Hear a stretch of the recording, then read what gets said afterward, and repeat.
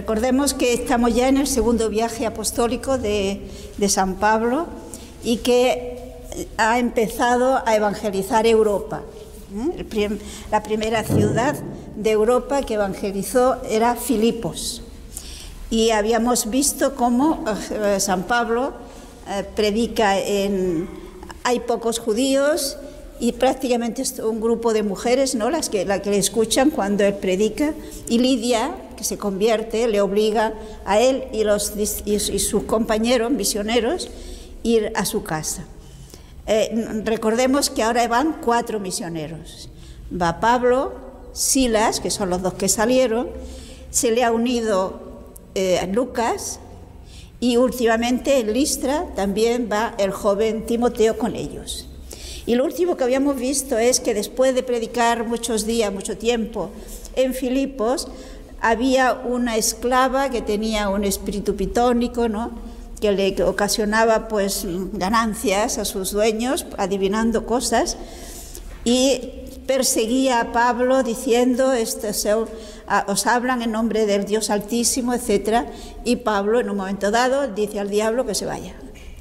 Y por lo tanto, esta joven queda libre del diablo, y con lo mismo, pues lógicamente, los amos se quedan sin el negocio que le proporcionaba esta esclava. Pues veamos la reacción, versículos 19 al 24. Al ver sus amos que se les había ido su esperanza de ganancia, prendieron a Pablo y a Silas y los arrastraron hasta el ágora ante los magistrados. Los presentaron a los pretores y dijeron: estos hombres alborotan nuestra ciudad, son judíos y predican unas costumbres que nosotros, por ser romanos, no podemos aceptar ni practicar. La gente se amotinó contra ellos, los pretores les hicieron arrancar los vestidos y mandaron azotarles con varas.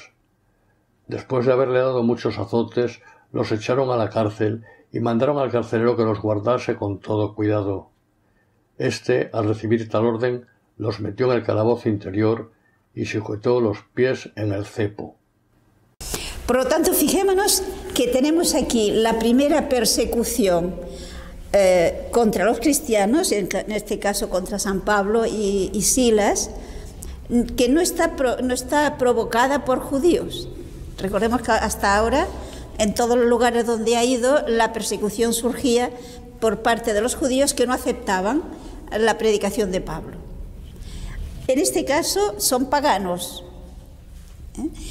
Pero es interesante observar cómo la verdadera causa por la que los amos de esta esclava están enfadados no es porque Pablo provoque alboroto en la ciudad. Es porque han perdido un negocio. Es un problema muy personal y un problema de dinero.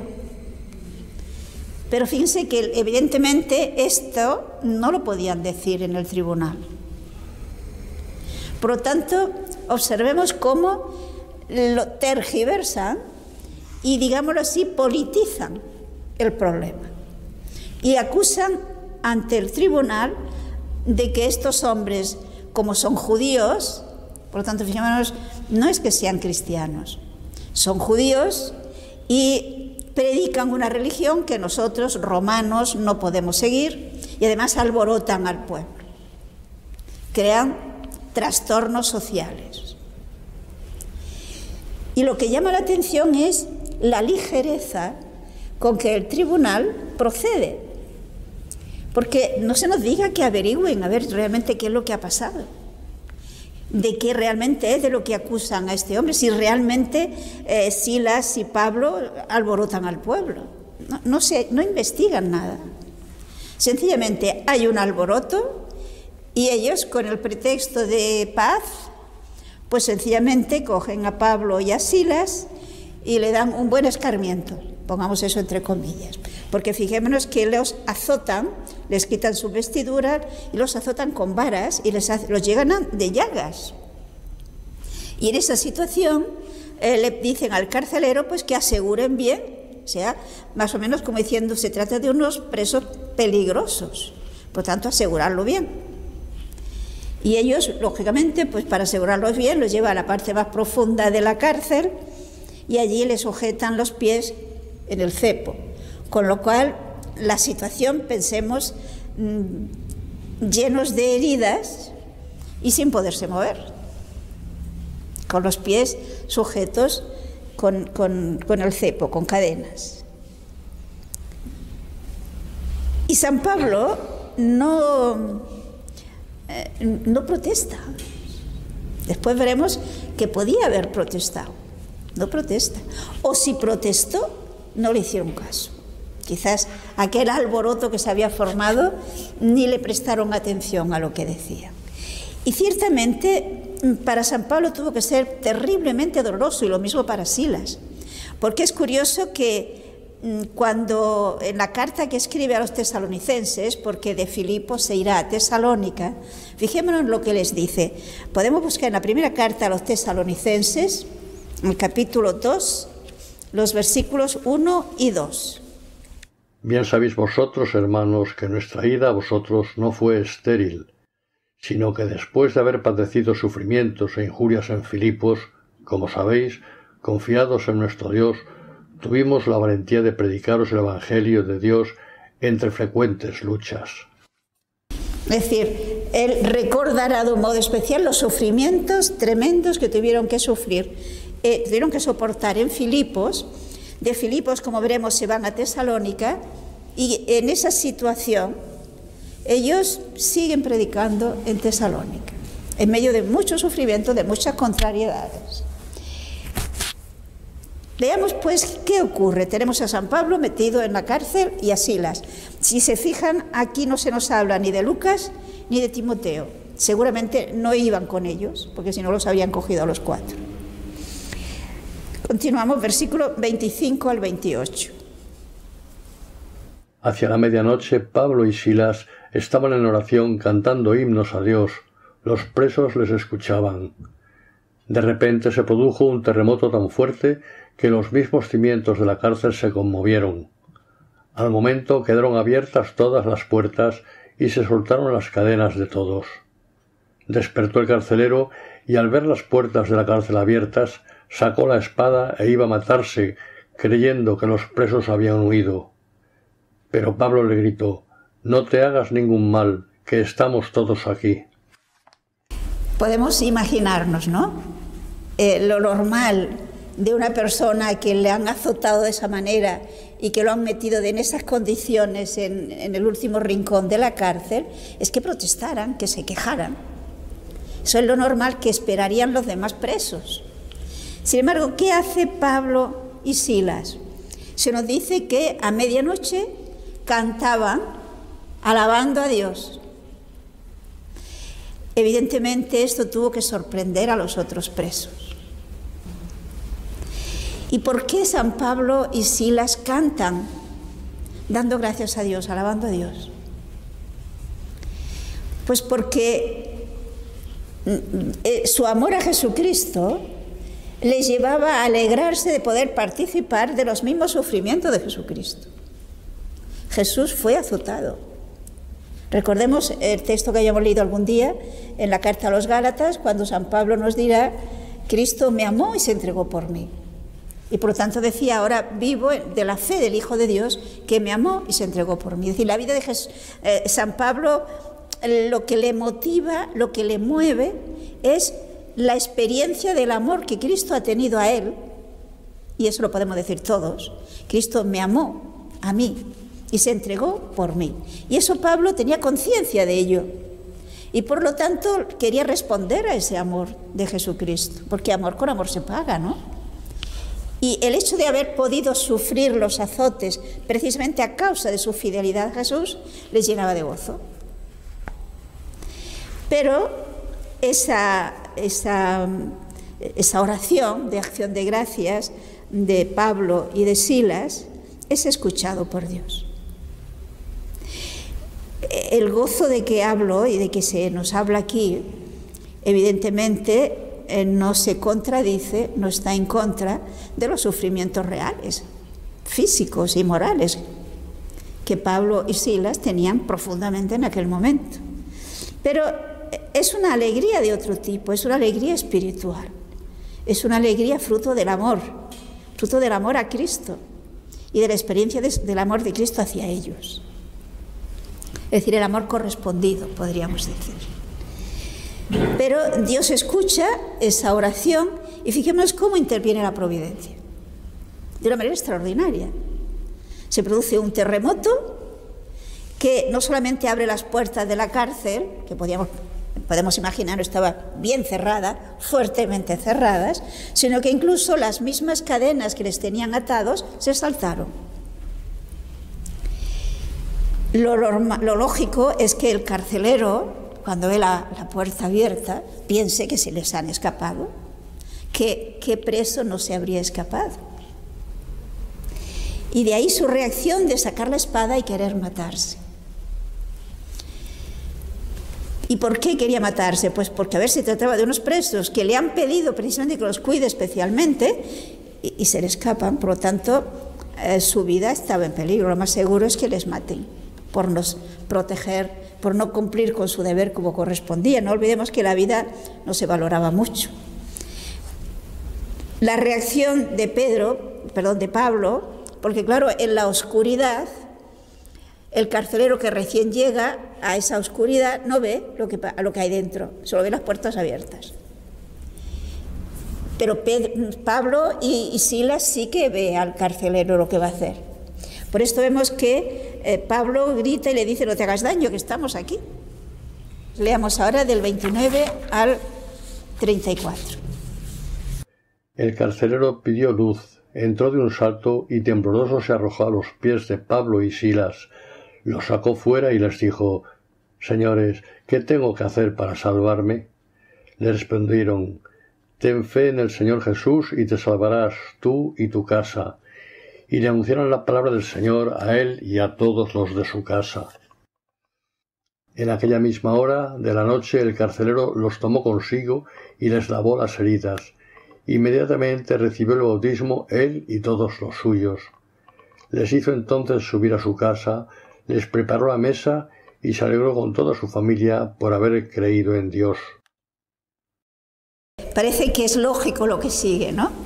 El carcelero, digamos que la intervención de Dios no es solo abriendo las puertas con aquel terremoto, sino también dando luz al carcelero, iluminando interiormente, porque no olvidemos que los milagros ciertamente son una gracia externa, pero pensemos cuando Jesucristo hizo tantos milagros, ¿cuántos presenciaron aquellos milagros y no se convirtieron? ¿Por qué? Pues porque para que nosotros podamos salir de la oscuridad espiritual, de la situación de pecado o de cualquier otra oscuridad interior, no solamente es necesario nuestra buena voluntad de querer, sino que necesitamos la luz de Dios. Recordemos aquella frase de San Juan: sin mí, dice Jesús, no podéis hacer nada. Y también dirá: nadie puede venir a mí si el Padre no le trae. ¿Se acuerdan? Esto lo tenemos en el capítulo 6 de San Juan. Pues este hombre, sin duda alguna, recibió una luz especial de Dios que le hizo ver la realidad de que quiénes eran Pablo y quiénes eran Silas. Pero claro, fue una gracia a la que él correspondió, porque la gracia siempre, siempre nos deja libres. No podemos pensar, claro, este debió recibir una gracia extraordinaria y no se pudo resistir. Se podía resistir, porque la gracia siempre, repito, nos deja libres. Pero él correspondió. Y por lo tanto vemos que se enciende una luz y corre todo tremuloso a los pies de Silas y de Pablo, y sencillamente le dice: Señores, decidme qué tengo que hacer para ser salvo. Es muy posible, lo más seguro, que este hombre ya hubiera escuchado hablar de la religión cristiana. No olvidemos que Pablo llevaba una temporada en Filipos, pero hasta ahora no lo había visto. Ahora lo ha entendido. Y Pablo y Silas pues les habla de Jesucristo. Y es interesante ver que este hombre, sin miedo a lo que le habían dicho, de que había que cuidar bien a estos, con seguridad, ¿no?, a estos presos, no le importa subirlos a su casa, lavarle a aquellas horas de la noche sus heridas, curarle toda aquella serie de llagas que le habían hecho con los azotes, escuchar la predicación de Pablo y de Silas, y finalmente son bautizados. Y la reacción, la consecuencia lógica es, pues, celebrarlo. Y todo esto durante la noche, ¿no? Los suben a casa, preparan una buena mesa, y fijémonos una cosa que lo vamos a encontrar siempre cuando hay una conversión. Se regocijó con toda la familia. La alegría de la fe, la alegría del encuentro con Dios. Y cuando se habla de la familia, tiene un sentido amplio. En otro habla de su casa. Es decir, la familia no solamente es el padre, la madre y los hijos, sino que tiene un sentido mucho más amplio. En el concepto de familia entran más parientes, incluso si hay criados, los mismos criados también. Por lo tanto, es todo un grupo de personas, toda una familia que cree en Cristo y que se bautiza. Es interesante ver cómo en la misma carta, en la carta que escribe San Pablo a los cristianos de Filipos, nos dice algo que nos puede sorprender. Fijémonos en el capítulo 1 de la carta a los Filipenses, el versículo 29. Pues a vosotros se os ha concedido la gracia de que por Cristo no solo creéis en Él, sino también que padezcáis por Él. Nos dice San Pablo a los cristianos de Filipos, donde San Pablo tuvo esta experiencia fuerte, muy fuerte, que es un don de Dios comparado al don de la fe, el don de poder sufrir por Cristo. Porque dice, se os ha concedido, o sea, es un don, no solamente creer en Cristo, sino también padecer por Cristo. Dos dones que nos da Dios. Y San Pablo tiene conciencia de esta realidad. Y además, cómo precisamente el sufrimiento con Cristo y el sufrimiento por Cristo hace fecundo el apostolado. Él lo dice en varias ocasiones. En un momento, por ejemplo, si no recuerdo mal, es en la carta a los Colosenses, dirá: suplo en mi carne lo que falta a la pasión de Cristo por su cuerpo, que es la Iglesia. Es decir, sus sufrimientos, que son prolongación de los sufrimientos de Cristo, ayudan a la Iglesia, ayuda al crecimiento en santidad y en extensión de la Iglesia, hace fecunda a la Iglesia. Quizás la lectura de ese texto y la meditación de ese texto nos ayude a tener conciencia de que el poder sufrir con Cristo es un don de Dios, porque es algo que hace bien. Empieza por hacer bien a nosotros mismos, porque si lo recibimos con paz, si lo recibimos con agradecimiento, con ese espíritu de fe, nos ayuda a madurar, a ser más fuertes, a ser más comprensivos hacia los demás. Por lo tanto, empieza haciéndonos bien a nosotros. Y luego, como prolongación del sufrimiento de Cristo, ayudar al cuerpo místico. Entonces, a veces los cristianos hemos tenido una imagen del cristianismo casi como un seguro de vida. Yo creo en Cristo, yo me esfuerzo por vivir de acuerdo con Cristo y todo me irá bien. Y eso no es así. Todo me irá bien, sí, pero como Dios lo ve, que incluye el sufrimiento. Y si tenemos el interés, la voluntad sincera de ver en el sufrimiento un don de Dios, Dios nos ayudará a verlo. Yo nunca olvidaré una experiencia que tuve cuando era un estudiante, jovencita, de un amigo nos habló de una chica que tenía cáncer, hablo de muchos años, que por lo tanto el avance de la medicina pues no era el que tenemos ahora, no había paliativos para el sufrimiento, para el dolor, Y me acuerdo que nos dijo de una chica que estaba con cáncer, y un cáncer en el que por lo visto le iban amputando miembros, y que bueno, que estaban todos admirados. Aquel chico era estudiante de medicina y nos decía que ya no tenían nada para calmarle los dolores, y cuando se quejaba mucho lo que hacían era le inyectaban agua destilada. Sí, y entonces psicológicamente era un efecto psicológico, pero no objetivo, no era real. Bien, entonces me acuerdo que fuimos un grupo de amigas, fuimos a verla, a visitarla, estuvimos un rato hablando con ella, encantadora, y llegó a decirnos que no sabía agradecer a Dios el don de la enfermedad. Veía en la enfermedad un don. Es lo que dice San Pablo. Y entonces se lleva de otra forma. ¿Le quitaba el sufrimiento? No, pero lo vivía con paz, lo vivía incluso con agradecimiento a Dios, viendo en el sufrimiento algo positivo, no una desgracia, no una cosa negativa. Y por lo tanto, fijémonos que el cristiano que vive así su fe en el mismo sufrimiento no se amarga, ni amarga a los que están a su alrededor, porque ve que es un don de Dios, un medio para colaborar a la salvación de los demás.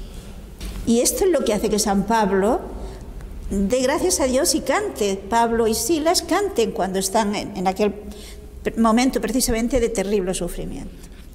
Y fíjense también lo que dirá San Pedro en la primera carta de San Pedro, capítulo 4, el versículo 13. Sino alegraos en la medida en que participáis en los sufrimientos de Cristo, para que también os alegréis alborozados en la revelación de su gloria. O sea, debemos alegrarnos cuando podemos participar de los sufrimientos de Cristo. Y así, lógicamente, trabajamos, colaboramos de una manera activa en esta gran obra de Cristo de extender la salvación a todo el mundo. Y si tenemos en cuenta que la carta de San Pedro, esta carta de San Pedro, Pedro la escribió valiéndose, diríamos así, como secretario, podríamos decir hoy, precisamente de Silas, que era el que acompañaba a San Pablo en aquel momento.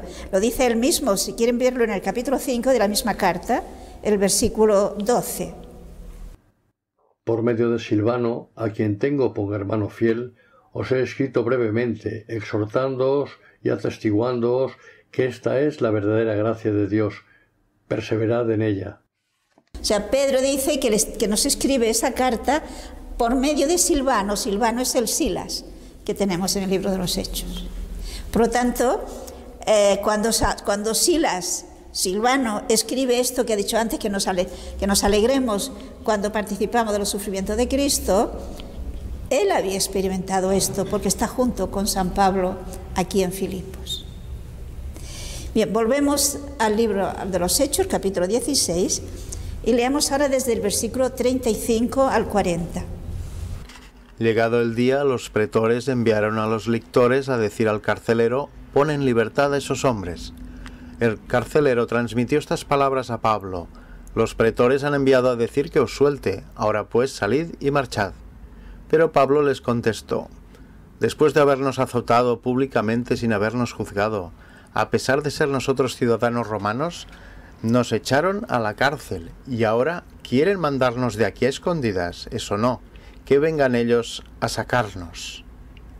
Los lictores transmitieron estas palabras a los pretores y les entró miedo a oír que eran romanos. Vinieron y les rogaron que saliesen de la ciudad. Al salir de la cárcel se fueron a casa de Lidia, volvieron a ver a los hermanos, los animaron y se marcharon. Observemos aquí la actitud de Pablo. Parece que hay un poco de amor propio, ¿no? Vamos a intentar profundizar un poco. Lo tenemos que ver desde el punto de vista cristiano, que es como actúa él.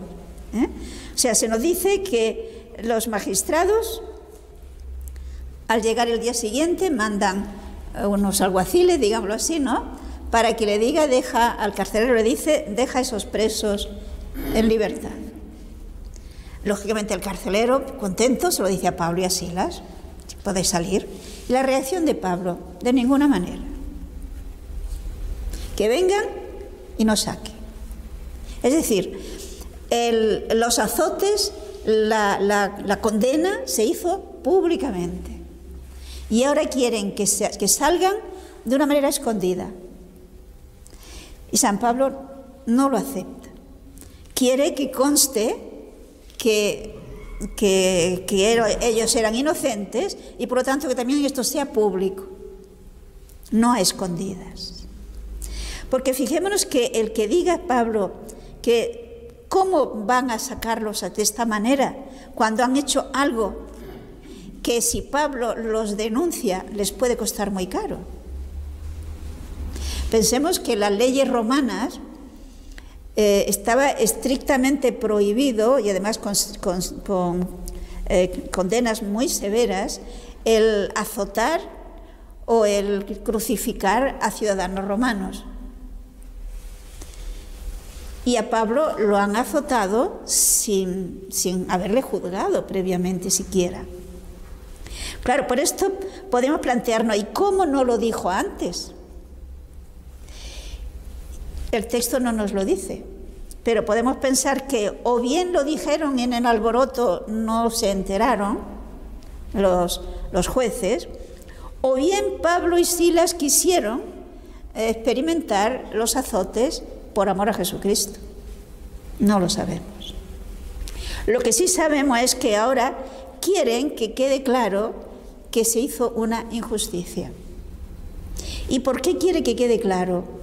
Porque fijémonos que allí queda una comunidad, Pablo se va a ir y Silas, pero allí queda una comunidad de cristianos.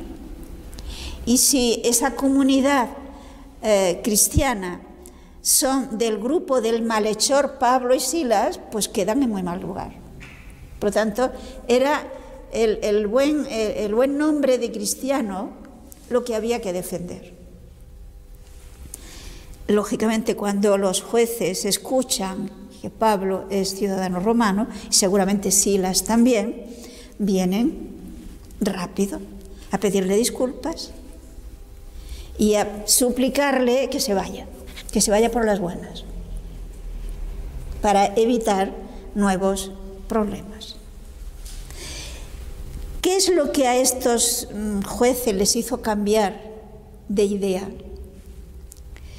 Puede ser que ellos mismos reflexionaran después y vieran que realmente había sido una cosa injusta. Puede ser también que les llegara la noticia de lo que había ocurrido en la cárcel. Y esto les hizo ver que realmente estas personas no son malhechores.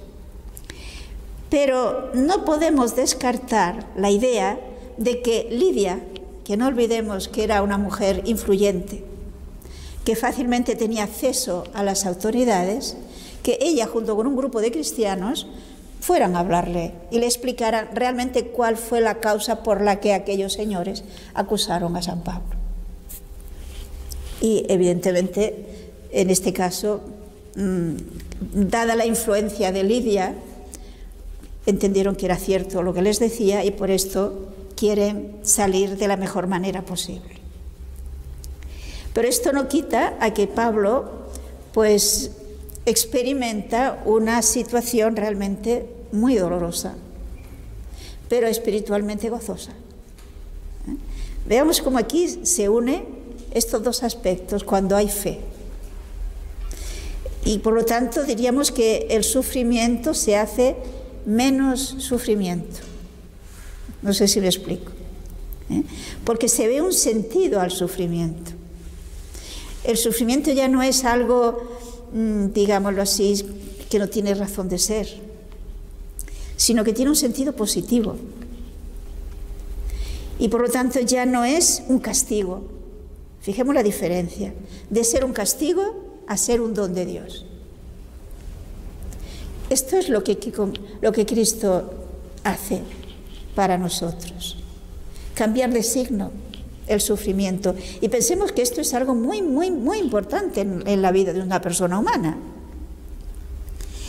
Porque si vemos en el sufrimiento, sea el que fuere, un don de Dios, ya lo recibimos de otra forma. Ya no nos aplasta. ya no nos amarga, repito, sino que al contrario es un trampolín, nos motiva para seguir adelante, es un reto a superar, porque además contamos con la ayuda de Cristo que está con nosotros para llevar ese sufrimiento, no lo llevamos solos, es Él el que está con nosotros, y entonces la cosa cambia totalmente. Bien, el hecho es que vemos que finalmente Pablo y Silas salen y comprenden que tienen que marcharse, es lo más prudente, pero aquí tenemos cómo se van a casa de Lidia, allí se reúnen los cristianos, Pablo los exhorta y observen lo que escribe Lucas, dice y se fueron, por lo tanto no se fueron todos. ¿Quién se quedó en Filipos? Lucas. Luego se dice se fueron, él no se fue, Lucas se quedó en Filipos.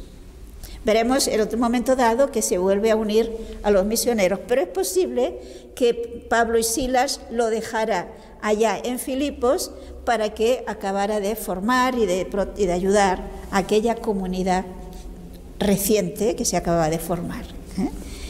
Y por lo tanto salen Pablo, Silas y Timoteo. Y vamos al capítulo 17, donde tenemos la evangelización de Tesalónica. Entre Filipos y Tesalónica, pues hay unos 100 y pico de kilómetros que hacen buscando otro lugar donde evangelizar, donde llevar el evangelio. Leamos los versículos 1 al 4. Atravesando Anfípolis y Apolonia llegaron a Tesalónica, donde los judíos tenían una sinagoga. Pablo, según su costumbre, se dirigió a ellos y durante 3 sábados discutió con ellos basándose en las Escrituras, explicándolas y probando que Cristo tenía que padecer y resucitar de entre los muertos, y que este Cristo es Jesús, a quien yo os anuncio. Algunos de ellos se convencieron y se unieron a Pablo y Silas, así como una gran multitud de los que adoraban a Dios, y de griegos, y no pocas de las mujeres principales. Vemos Pablo siempre fiel a su propósito de llevar primero el evangelio a los judíos, porque efectivamente, repito, eran los que estaban preparados, aquellos pertenecían al pueblo de Dios que estaban esperando al Mesías. Por lo tanto, durante 3 semanas, Pablo cada sábado va a la sinagoga a demostrar, si nos fijamos, que la idea que se habían formado del Mesías no corresponde a la que realmente Dios había dicho ya en el Antiguo Testamento. Y por lo tanto, haciéndoles ver que, de acuerdo con la Sagrada Escritura, el Mesías tenía que padecer. Es decir, estaba anunciado que el Mesías tenía que padecer. Realmente, si ustedes leen en la carta, en el libro de Isaías, en el capítulo 53, si no recuerdo mal, tenemos toda una descripción, casi una descripción detallada de la pasión de Cristo. Más que una descripción, diríamos una meditación sobre la pasión de Cristo.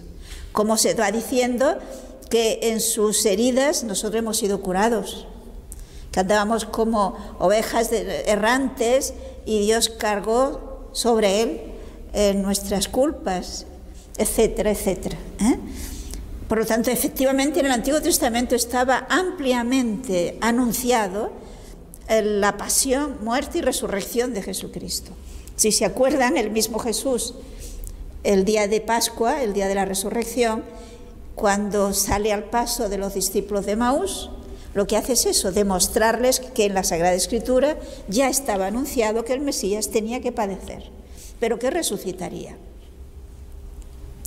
Pues Pablo, una persona que estaba bien especializada en Sagrada Escritura, durante 3 semanas se está demostrando que el Mesías será un Mesías glorioso, sí, pero no ahora, será al final, cuando venga por segunda vez, sino que entraba en el plan de Dios, en el proyecto de Dios, la pasión, muerte y resurrección.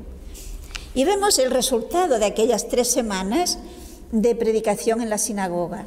Se nos dice que hay algunos de ellos, algunos de los judíos que creyeron, pero la mayoría de los convertidos, una muchedumbre, eran de prosélitos griegos, es decir, paganos que simpatizaban con el judaísmo y que seguramente por eso asistían a las sinagogas, y no pocas mujeres importantes.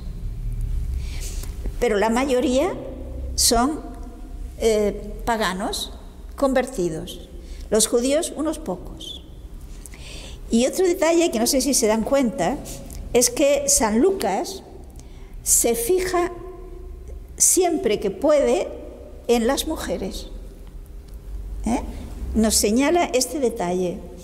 Ya hemos visto el caso de Lidia y ahora en Tesalónica igualmente nos dice que no pocas mujeres principales también se convirtieron. Recuerden que Lucas es el que en su Evangelio nos habla de las mujeres que siguen a Jesús junto con los apóstoles. Y continuemos, versículos 5 al 7. Pero los judíos, llenos de envidia, reunieron a gente maleante de la calle, armaron tumultos y alborotaron la ciudad. Se presentaron en casa de Jasón buscándolos para llevarlos ante el pueblo. Al no encontrarlos, arrastraron a Jasón y algunos hermanos ante los magistrados de la ciudad, gritando: «Esos que han revolucionado todo el mundo se han presentado también aquí, y Jasón les ha hospedado. Además, todos ellos van contra los decretos del César y afirman que hay otro rey, Jesús». Fijémonos cómo nos encontramos una vez más con la actitud de los que no han creído, no han aceptado el Evangelio. Es muy interesante y es curioso darse cuenta que no quedan indiferentes, porque en principio podríamos pensar, bueno, y tú has creído, muy bien, si tú no has creído, pues tranquilo, sigue como estabas antes, ¿no? Pero deja que los otros crean. Pero fijémonos que ante Jesús no cabe la indiferencia. Recordemos que ya el anciano Simeón lo dijo, ¿no? Será signo de contradicción. Entonces, los que no lo aceptan no soportan que haya quien los acepte. Y esa persecución, de una forma o de otra, se da siempre, prácticamente se da siempre. Habrá momentos en que será una persecución violenta, como veremos aquí, pero hay otras en que es una persecución de otro tipo, pero no deja de ser persecución, de una sonrisita burlona, de una marginación, marginar a la persona, etcétera, etcétera. Pero esto, fijémonos que esa situación de persecución, si contamos con la ayuda de Dios, si tenemos auténtica fe, tiene que ayudarnos a fortalecernos en la fe y a identificarnos con Cristo más. Volvemos a la misma idea. Si tenemos clara conciencia de que Dios ama a todos, también a esos que persiguen, no recurriremos a cerrarnos en nosotros mismos como el caracol, sino que es importante que mantengamos nuestra identidad de cristianos también ante los demás, porque los demás lo necesitan y Dios quiere que los demás también tengan oportunidad de creer. Aquí nos encontramos con que, si se han fijado, Pablo, Silas y Timoteo se hospedan en casa de un tal Jasón. Seguramente San Pablo se hospedó en casa de Jasón, pues pagando algo. De hecho, recordemos que Pablo, para subsistir, trabaja. Por ejemplo, fijémonos en la primera carta a los Tesalonicenses, capítulo 2, versículo 9. Pues recordáis, hermanos, nuestros trabajos y fatigas, trabajando día y noche, para no ser gravoso a ninguno de vosotros, os proclamamos el Evangelio de Dios. Les recuerda a los cristianos de Tesalónica cómo, precisamente para no serles gravoso, Pablo trabajaba de día y de noche. y por lo tanto de esta manera se ganaba la vida para pagar su estancia, diríamos, y alimentarse, etcétera, etcétera, para sus gastos, e incluso en algún momento habla de los gastos de los que le acompañaban. Y de todas maneras, ese trabajo, pues digamos, era un trabajo hoy diríamos un tanto precario, que no le daba para realmente cubrir todas las necesidades, y por lo tanto aceptaba ayuda de los filipenses. Recuerden que es de la única comunidad de la que Pablo aceptó ayuda. Podemos fijarnos en la carta a los Filipenses 4:16. Pues incluso cuando estaba yo en Tesalónica, enviasteis por 2 veces con qué atender necesidad. O sea, a Tesalónica no solamente les mantuvieron cuando estaba en Filipos, sino que incluso cuando se fue a Tesalónica les enviaron ayuda una y otra vez. Seguramente detrás de ello estaba Lidia, que es la que consiguió, es la única comunidad cristiana de la que Pablo aceptó ayuda. Y no solamente, repito, les ayudó cuando estaban en Filipos, sino que les mandó una y otra vez ayuda cuando está en Tesalónica. ¿Por qué? Porque su trabajo pues no le daba para cubrir todos los gastos. ¿Y qué es lo que hacía San Pablo? Pues él mismo nos lo dirá. Si buscamos en el capítulo 18 de los Hechos de los Apóstoles, el versículo 3. Y como era del mismo oficio, se quedó a vivir y a trabajar con ellos. El oficio de ellos era fabricar tiendas. Pablo, su trabajo era, no sabemos si hacer tiendas o hacer las lonas para las tiendas. Posiblemente fuera lo segundo.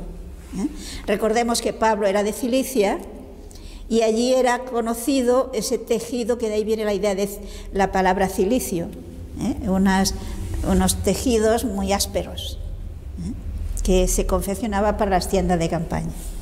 Por consiguiente, tenemos aquí a San Pablo hospedado en casa de Jasón, y estos judíos que se han alborotado, que van contra San Pablo, vienen a buscarlo a casa de Jasón, y como no encuentran ni a Pablo ni a Silas, pues se llevan a Jasón. Y volvemos a encontrarnos con la acusación, igualmente como en Filipos, acusarles de crímenes políticos, de que promueven una conducta pues que va en contra de lo que manda la ley de los romanos. Y con esto pues consiguen alborotar a la gente. Es muy fácil manipular a la masa, ¿no? Y por lo tanto, si no tomamos con cuidado, nos manipulan, si nos convertimos en masa, y consiguen llevarles al tribunal. Y fijémonos que tenemos aquí un detalle. San Pablo dice que llevaron la plebe a los politarcas. Es en el versículo 8. A los politarcas. Fijémonos que esta palabra es el nombre que se daba, que se empleaba allí a los magistrados, digamos nosotros, y durante mucho tiempo no se entendía, porque esta palabra no era una palabra muy usada. Se pensaba que se la había inventado San Lucas, pero sin embargo los hallazgos arqueológicos han probado que allí, en Tesalónica, se daba ese nombre a los magistrados, y por lo tanto es una prueba más de la exactitud histórica de San Pablo.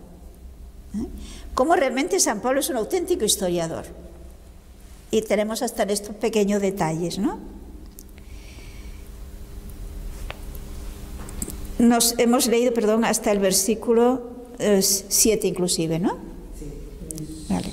Por lo tanto, tenemos una vez más la misma acusación. Continuemos desde el versículo 8 al 10. Al oír esto, el pueblo y los magistrados de la ciudad se alborotaron, pero después de recibir una fianza de Jasón y de los demás, les dejaron ir. Inmediatamente por la noche los hermanos enviaron hacia Berea a Pablo y Silas. Ellos, al llegar allí, se fueron a la sinagoga de los judíos.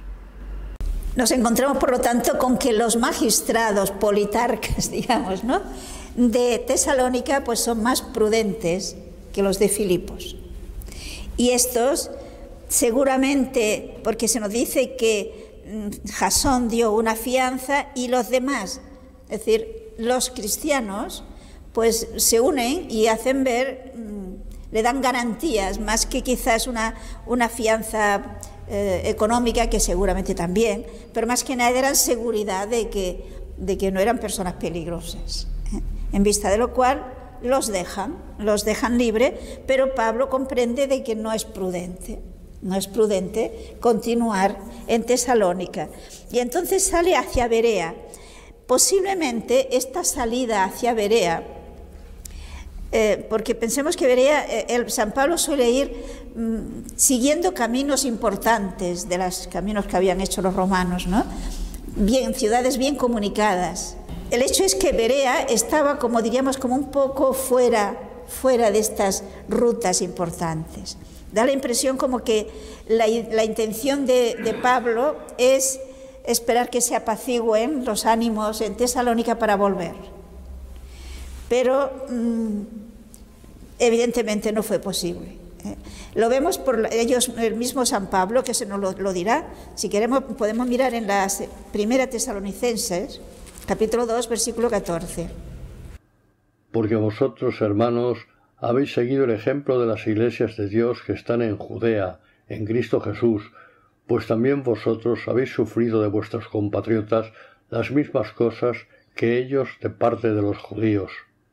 Quedemos aquí porque vamos a leer otro versículo. Fijémonos que según ese texto se ve que en Tesalónica, aunque se marcharon los misioneros, la persecución contra los cristianos continuó.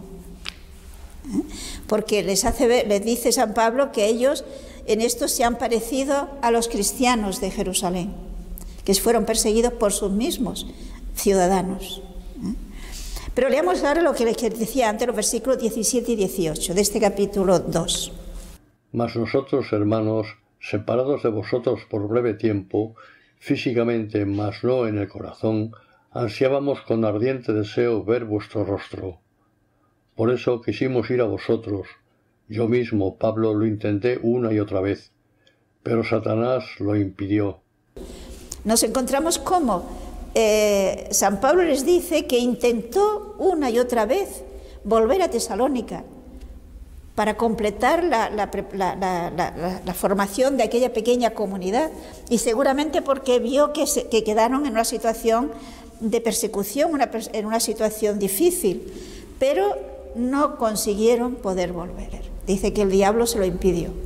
Por esto da la impresión de que se marcharon a Berea, que no está en la vía principal, sino un tanto separado, pensando seguramente que esperar a ver si se apaciguaban los ánimos y se calmaban y podían volver. Pero de hecho no pudieron volver, lo harán en otro momento, pero dejando pasar mucho tiempo.